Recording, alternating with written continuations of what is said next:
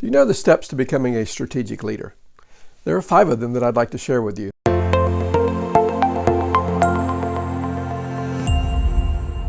The first one is, do you know your strengths and weaknesses? Here's what I find. Many people are aware of their weaknesses. I mean, let's face it, they show up all the time. We get reminded of them regularly. But you know what we don't know? We often don't know our strengths. And what are your strengths? Well, they're really kind of your superpowers. Now here's what I've discovered about strengths.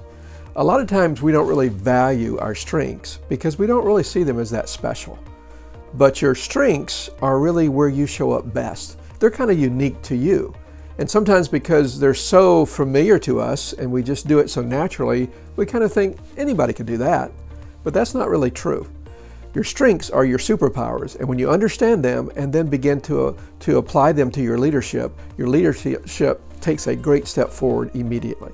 I use 2 assessments to help people understand their strengths. I use DISC, if you're familiar with DISC, and I primarily use that so that you can understand your personality and then really understand how you lead and communicate with others, and really so that you can develop different leadership styles.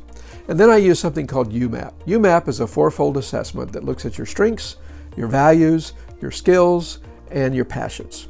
And that strengths portion, the first of it, is really, really the key. In fact, out of all the things that I've taken, all the things I've done through the years, understanding my strengths has probably been the most impactful in my own life.